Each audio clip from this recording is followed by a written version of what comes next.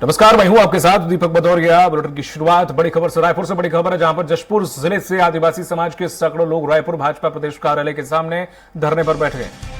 जशपुर विधानसभा से प्रत्याशी बदलने की मांग को लेकर जनजातीय समाज के सैकड़ों लोग रायपुर पहुंचे हैं। भाजपा कार्यालय के सामने नगाड़ा बजाकर खाना पीना बर्तन के साथ अड़े हैं अपनी मांगों को लेकर। प्रदेश भाजपा कार्यालय में पुलिस बल तैनात किया गया है, नहीं दिया जा रहा है प्रवेश। पूर्व मंत्री एवं जनजातीय सुरक्षा मंच के राष्ट्रीय संयोजक गणेश राम भगत को जशपुर विधानसभा से टिकट देने की मांग।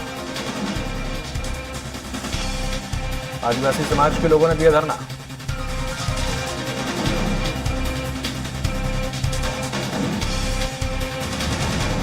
और अधिक जानकारी से लाइव हमारे साथ जुड़ गए हेमंत, जिस तरह से देखा जाए पूर्व मंत्री एवं जनजातीय सुरक्षा मंच के राष्ट्रीय संयोजक गणेश राम को टिकट देने की मांग ये लोग कर रहे हैं। कितने लोग हैं, क्या कुछ और मांगे हैं और किस इरादे के साथ ये लोग आए? और देखिए 64 प्रत्याशियों की दूसरी सूची कुछ दिन पहले बीजेपी ने जारी की थी छत्तीसगढ़ चुनाव को लेकर, और कुल मिलाकर अब 85 विधानसभा सीटों में ऐलान उम्मीदवारों की कर चुकी है। लेकिन कई जगहों से खबरें निकलकर सामने आ रही है कि जो उम्मीदवार हैं उनका विरोध वहां पर हो रहा है। कुछ दिन पहले धरसीवा में जो बॉलीवुड एक्टर हैं जो बीजेपी में कुछ दिन पहले शामिल हुए थे, अनुज शर्मा, उनका विरोध हुआ, वहां पर उनका पुतला तक जलाया गया था। और ऐसा कहा जा रहा है कि कार्यकर्ता काफी नाराज हैं उस इलाके के।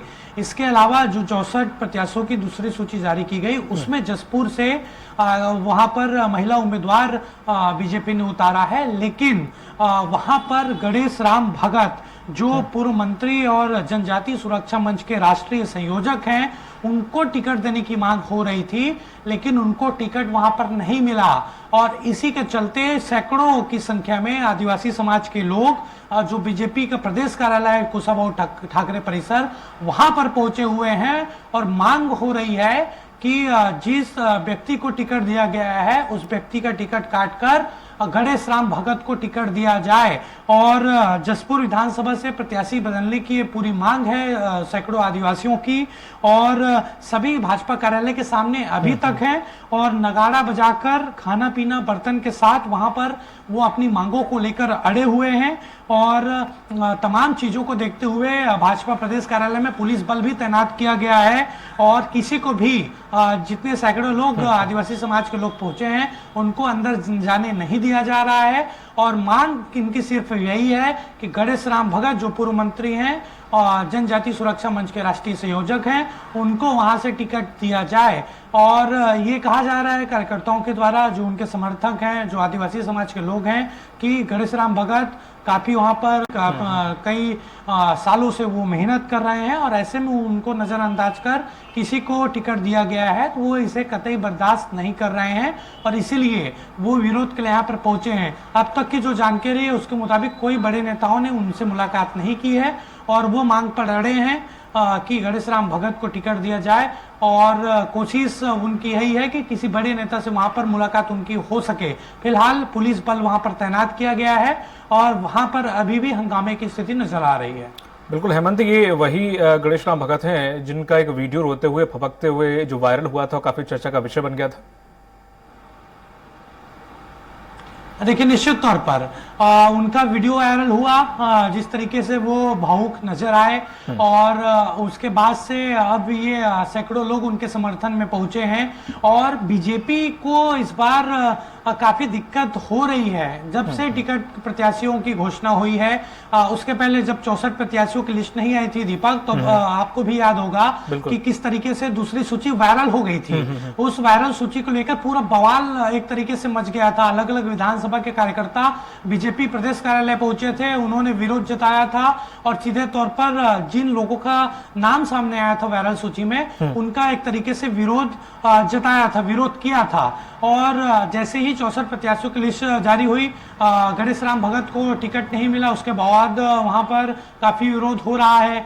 उनका वीडियो सामने आया, और न सिर्फ जशपुर बल्कि दंतेवाड़ा का मैं एक और उदाहरण देता हूं। वहां पर स्वर्गीय भीमा मंडावी जो 2018 के विधानसभा विधानसभा चुनाव में दंतेवाड़ा की एकमात्र सीट, बस्तर की एकमात्र सीट जीती थी बीजेपी ने, और उस सीट पर भीमा मंडावी चुनाव जीते थे, लेकिन नक्सली हमले में उनकी मौत हो गई थी और उसके बाद उपचुनाव में उस सीट भी बीजेपी ने गंवा दी थी। लेकिन इस बार जो भीमा मंडावी की पत्नी ओजस्वी मंडावी, वो दावेदार, हाँ, वो उपचुनाव में उनको हार जरूर मिली थी, लेकिन इस बार दावेदारी उनकी मजबूत थी और बीजेपी ने दरकिनार किया है। तो उनकी बेटी का भावुक भरा एक वीडियो सामने आया था और इसी तरीके से जो बिंद्रा नवागढ़ विधानसभा है, इस जो मौजूदा विधायक हैं डमरूधर पुजारी, उनका टिकट काटा गया। तो ये तमाम इलाकों से खबरें आ रही विरोध की, कई तरीके से इमोशनल भरा वीडियो भी आ रहा है।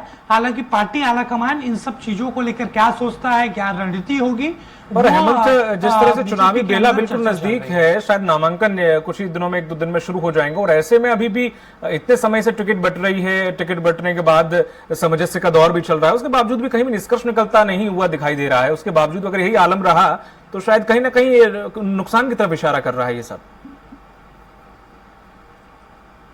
निश्चित तौर पर, और इस तरीके से विरोध कभी बीजेपी में नहीं हुआ है दीपक, और परंपरा रही भी नहीं है बीजेपी की कि अगर कोई लिस्ट आती है तो इस तरीके से विरोध हो। लेकिन इस बार छत्तीसगढ़ में काफी विरोध हो रहा है अलग अलग इलाकों में, और मैंने कुछ विधानसभाओं का जिक्र भी किया कि उस इलाके में ज्यादा विरोध हो रहा है। इन तमाम चीजों से कैसे निपटेगी बीजेपी, इसको लेकर जरूर चर्चा हो रही होगी, लेकिन जल्द ही इन तमाम चीजों को विराम लगाना होगा तभी, क्योंकि पहले चरण के जो नामांकन की प्रक्रिया है वो कल से शुरू भी हो गई है।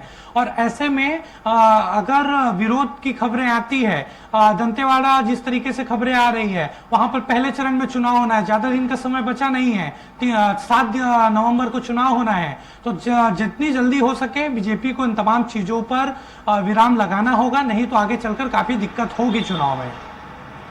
बिल्कुल, तमाम जानकारी साझा करने के लिए आपका हेमंत बहुत बहुत शुक्रिया। तो ये थे हमारे सहयोगी हेमंत, जिन्होंने जानकारी दी है कि सिर्फ यही एक जसपुर सीट नहीं है, कई और सीटों से भी इस तरह की खबरें आ रही हैं, और जाहिर सी बात है जिस तरह से कांग्रेस चुटकी लेती आई है कि बीजेपी अब ये भी अपने अंतर कलह से जूझ रही है, जाहिर है नामांकन की प्रक्रिया शुरू हो गई, उसके बावजूद भी इस प्रकार से चीज अगर सामने निकल कर आ रही है तो जो कहीं ना कहीं बीजेपी के लिए चिंता का विषय बन सकती है।